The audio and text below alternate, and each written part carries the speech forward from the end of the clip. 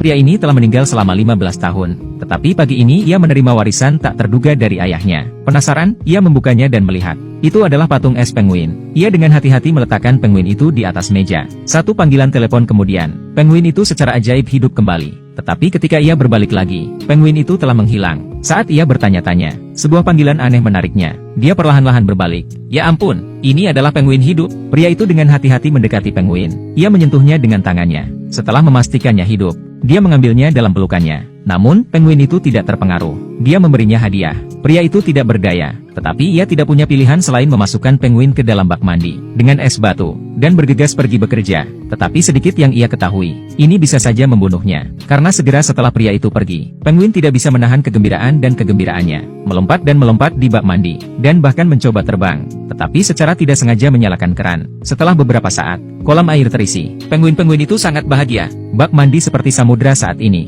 Dia berenang di dalamnya. Di malam hari, Mike si pria pulang dari kerja. Ia hendak pergi ke toilet untuk memeriksa penguin itu. Dan ketika ia membuka pintu, berkat tangan Mike yang cepat, dia tidak tersapu oleh air. Tetapi hal itu hampir membunuhnya. Tetapi kemudian penguin itu memberinya hadiah lain. Mike tidak tahan lagi. Ia memutuskan untuk mengusir penguin itu. Ketika ia menghubungi banyak organisasi, dan tidak ada satupun dari mereka yang bisa mengambil penguin itu. Tidak ada yang bisa ia lakukan. Mike tidak punya pilihan selain melawan penguin sampai akhir yang pahit. Dan begitulah adanya. Mike dan penguin saling menatap satu sama lain. Malam telah berakhir. Keesokan paginya,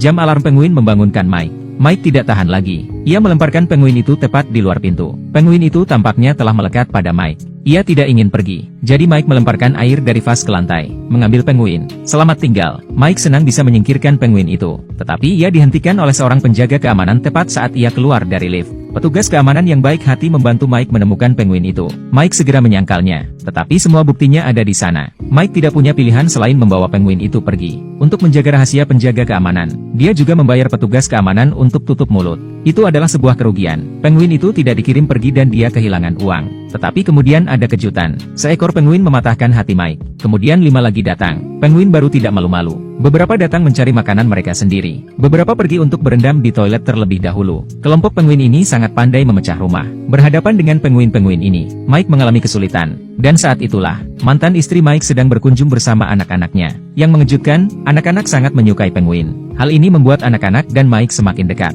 Sementara Mike menikmati momen kebahagiaan yang langka. Bel pintu berbunyi lagi. Kali ini adalah petugas pengawas hewan. Dia mengatakan kepada Mike bahwa dia bisa membawa penguin-penguin itu pergi. Tapi itu adalah kesempatan langka ketika Mike begitu bahagia dengan keluarganya. Ia tidak tega